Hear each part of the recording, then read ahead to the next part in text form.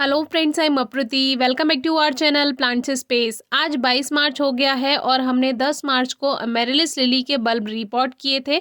कुछ बल्ब तो हमने सर्दियों में निकाल कर सेव कर लिए थे, लेकिन कुछ पॉट में ही रहने दिए थे।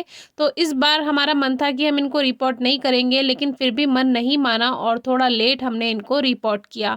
10 मार्च को हमने लगाया था और आज 22 मार्च में आप देख सकते हैं कि इसमें कलियाँ भी आने लगी हैं।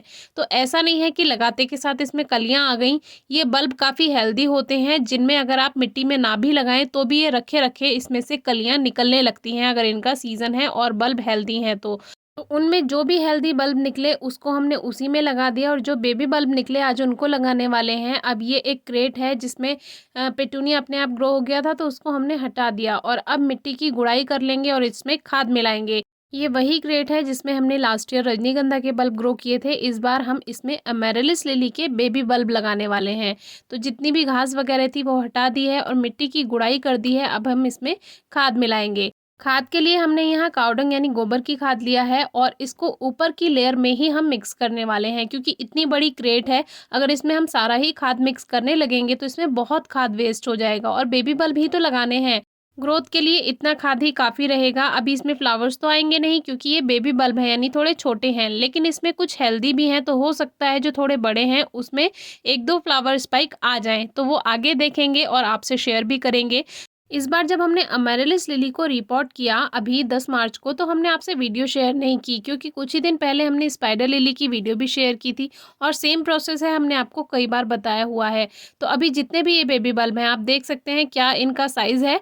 तो अभी इसमें देखेंगे कि हो सकता है एक दो बल्ब हमें फ्लावर स्पाइक दे दे। तो इन सभी को लगभग आधा आधा इंच की दूरी पे हमने सभी को लगा दिया है। वैसे मेरा मन टेरेस गार्डन में इनको लगाने का नहीं था, इसको मैंने सोचा था बाहर ज़मीन में लगाऊंगी गार्डन में, लेकिन फिर हमने सोचा कि इसे क्रेट में ही रखते हैं। अगले साल तक ये हेल्दी हो जाएंगे और फिर बहुत सारे बल्ब हमें फ्लावर स्पाइक देंगे। तो अभी ये जो बल्ब हैं ये भी इसी पॉट में से ही निकले हैं। दरअसल हमारे पास 7-8 गमले हैं, उन सभी में बेबी बल्ब बन चुके थे। किसी में छोटे हैं, किसी में थोड़े बड़े हैं। अब आप सोचेंगे कि कुछ में पत्तियां क्यों आ रही हैं, तो जब हमारे बल्ब में ग्रोथ स्टार्ट हो भी गई थी उसके बाद भी हमने इनको मिट्टी से बाहर निकाला और दोबारा लगाने की सोची, क्योंकि पॉट में बहुत ज़्यादा जगह भर गई थी। बेबी बल्ब अगर मदर बल्ब के साथ होते हैं तो वो मदर बल्ब को भी ग्रोथ नहीं करने देते। तो मेरा मन नहीं मान रहा था, इसीलिए मैंने इनको, सीज़न थोड़ा लेट हो गया था लेकिन फिर भी इनको बाहर निकाला और जो बेबी बल्ब थे उनको हटा दिया और मदर बल्ब जो थे उनको फिर से उन्हीं पॉट्स में ही लगा दिया। अब ये कुछ और हेल्दी बल्ब मुझे मिले जो कि मैंने सेंटर में रखे हैं, हो सकता है इसमें एक दो फ्लावर स्पाइक आ भी जाए। तो अभी खाद वाली जो हमने लेयर बनाई है वो ही इनके लिए काफ़ी रहेगी। बल्ब वाले प्लांट्स में मुझे रेन लिली और ये एमेरिलिस बहुत ही आसानी से ग्रो होने वाले पौधे लगते हैं। ये बिल्कुल भी नखरे नहीं दिखाते और इजीली ग्रो हो जाते हैं, इजीली इनमें फ्लावर स्पाइक आ जाती है। तो जैसे कि 22 मार्च को हमने दिखाया कुछ बल्ब में फ्लावर स्पाइक आने लगी है, तो लगभग 15 मार्च से पहले पहले ही हमें इसको लगा लेना चाहिए। और कोशिश कीजिए कि फरवरी लास्ट या मार्च के फर्स्ट वीक में आप ये अमेरिलिस के बल्ब मिट्टी में लगा दें। इस बार एक और एक्सपेरिमेंट करेंगे जिसमें हम दिखाएंगे कि पानी में भी क्या फ्लावर स्पाइक आ सकती है अगर ये बल्ब हम पानी में ग्रो करें। तो वो वीडियो के लिए भी आप तैयार रहिएगा।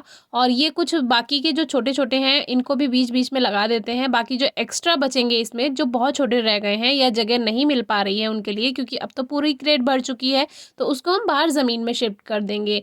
तो ज़मीन में से निकालना थोड़ा मुश्किल हो जाता है क्योंकि बड़े बड़े पेड़ों की जड़ें भी आ जाती हैं, फैल जाती हैं, तो ये बल्ब फंस जाते हैं ज़मीन में। इसीलिए मेरा मन था कि मैं इसको क्रेट में ही लगाऊं और ये वेस्ट ना हो, लेकिन जितने बच गए हैं उनको हम बाहर ज़मीन में लगा देंगे जो बहुत ही छोटे हैं। दो पॉट्स जो कि हमने आटा बैग से बनाए हुए हैं उसको हमने डिस्टर्ब नहीं किया, उसमें बेबी बल्ब भी है साथ में मदर बल्ब भी हैं, तो उसमें कैसी फ्लावर स्पाइक आती है वो हम आपको फ्लावरिंग के टाइम दिखा ही देंगे। अभी थोड़ी सी मिट्टी में खाद मिला दिया है और इसको ऊपर से ढक देंगे। अभी आपने पॉट्स में देखा होगा कि कुछ बल्ब ऊपर ऊपर ही रखे हुए हैं, तो वो ऊपर रखे हुए नहीं है, उसमें मिट्टी कम भरी है, क्योंकि कुछ टाइम बाद हम खाद की मिट्टी और बढ़ा देते हैं गमलों में, तो इसीलिए शुरुआत में हमने गमलों को थोड़ा सा खाली रखा था जो आपने पहले वीडियो देखी। तो अभी मिट्टी को सेट कर देंगे जिससे पूरे चारों तरफ मिट्टी सही से भर जाएगी। बल्ब वाले प्लांट्स को ज़्यादा डिस्टर्ब नहीं करना चाहिए, क्योंकि अगर आपने एक बार बल्ब लगा दिया फिर उसको हिलाया या डिस्टर्ब किया तो वो बल्ब अपनी जगह से हट जाते हैं, तो थोड़ा ये केयरफुली काम आपको करना है। अब इसमें वाटरिंग कर देंगे। एक तो अमेरिलिस इजी टू ग्रो प्लांट है, दूसरा ये बहुत जल्दी मल्टीप्लाई होता है, काफ़ी सारे बल्ब बन जाते हैं इसमें। तो इस तरह से क्रेट हमारी तैयार हो चुकी है। बाकी वीडियोस हमने डिस्क्रिप्शन बॉक्स में भी शेयर की हुई हैं, आप चेक कर सकते हैं। कोई क्वेरी है तो ज़रूर पूछिएगा। Thank you.